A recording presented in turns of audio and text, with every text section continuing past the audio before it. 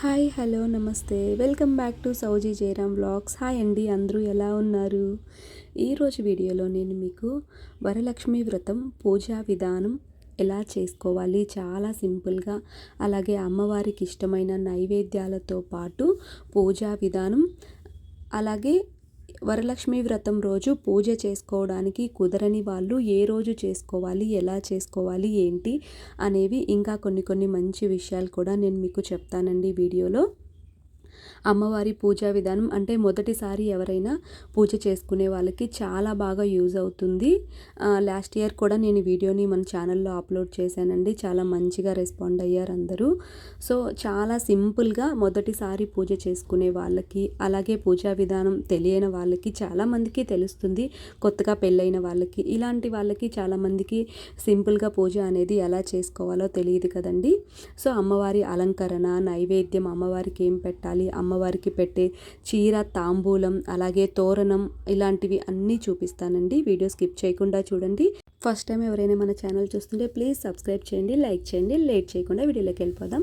ముందుగా early morning లేచి స్నానం చేసిన తర్వాత నీట్గా తల స్నానం చేయాలండి.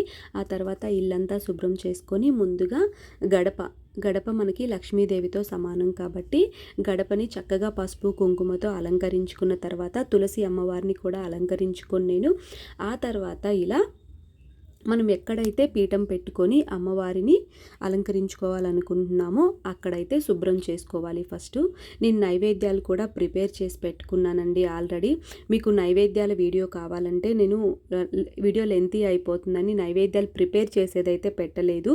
కావాలి అంటే కామెంట్ చేయండి, దాన్ని విడిగా అప్లోడ్ చేస్తాను.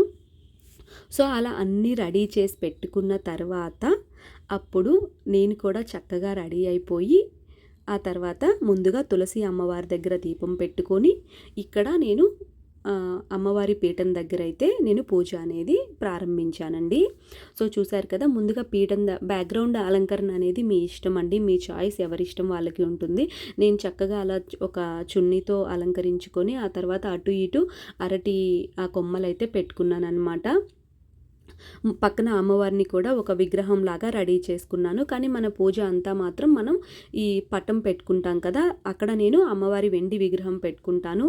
ఆ వెండి విగ్రహానికి మాత్రమే నేను పూజ అనేది మొత్తం ప్రాపర్గా చేస్తానన్నమాట. సో చూసారు కదా, అలా ఒక పీఠం కింద నీట్గా పసుపు నీళ్ళతోటి శుద్ధి చేసుకొని ఆ తర్వాత అక్కడ ముగ్గు వేసుకొని అప్పుడు పీట పెట్టుకొని ఆ పీట మీద ఒక వస్త్రం వేసుకోవాలండి. ఆ వస్త్రం మీద అమ్మవారి మొదటిగా గణనాథుని పెట్టుకోవాలండి. వినాయకుడిని చూశారు కదా ఇటు రైట్ సైడు, నేను వినాయకుడిని పెట్టి ఆ తర్వాత అమ్మవారి పటం అయితే పెట్టుకున్నాను.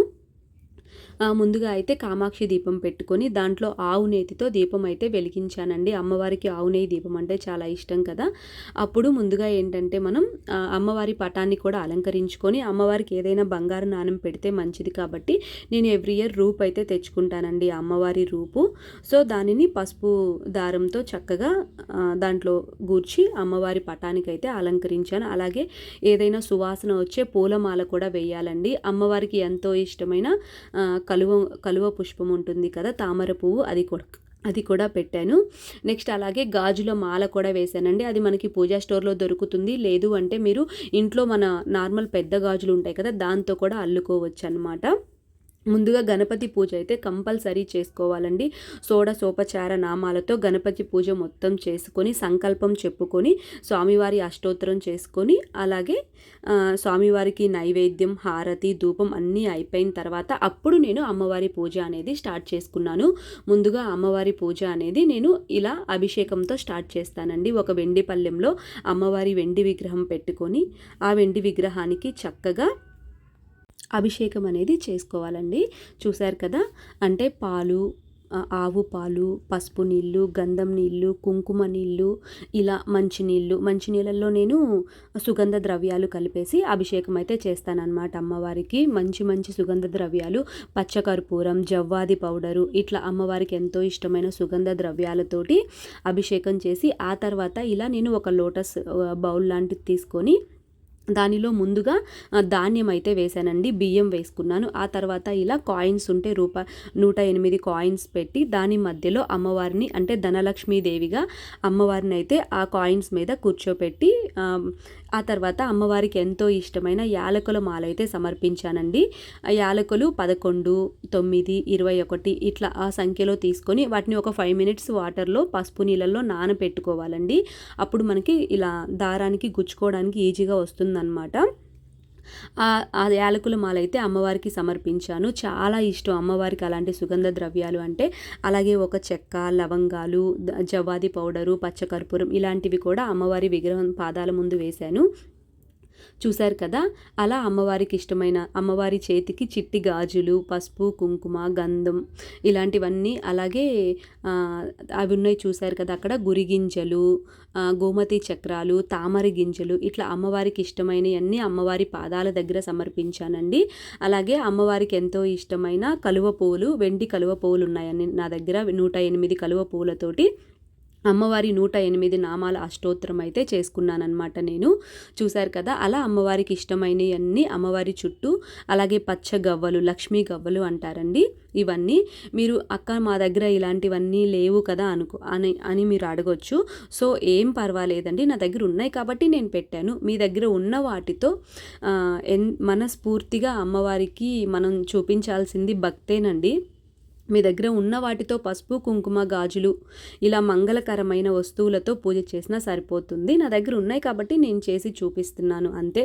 ఇలాగే చేయాలి, ఇవే పెట్టాలని ఏం ఉండదండి. నెమలిక అంటే లక్ష్మీ స్వరూపం, అమ్మవారికి ఇష్టమని నేను పెట్టాను.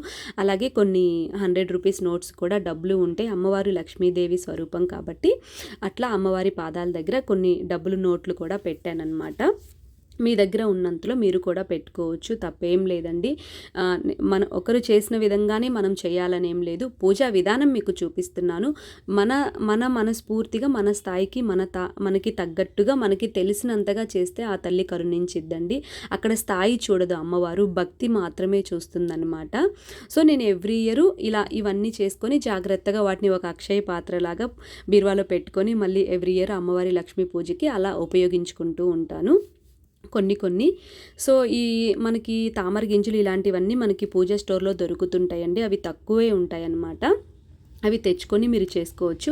అలాగే నేను అమ్మవారికి సారెలాగా చీర పెట్టానండి. చీరలో మన ఇంట్లో ఆడపిల్లకి, మన బిడ్డకి మనం ఎలా అయితే పెట్టుకుంటామో అలా అన్ని అమ్మవారికి నేను పసుపు, కుంకుమ, గాజులు, అద్దం అంటే మెహందీ, గోరింటాకు, దువ్వెనే, చిలకం చీస ఇట్లా మొత్తం తాంబూలం, కంకణం, శనగలు ఇట్లా అన్ని అమ్మవారికి బ్లౌజ్ పీసు చీరతో ఒక సారెలాగా అమ్మవారి పాదాల దగ్గర అయితే సమర్పించానండి.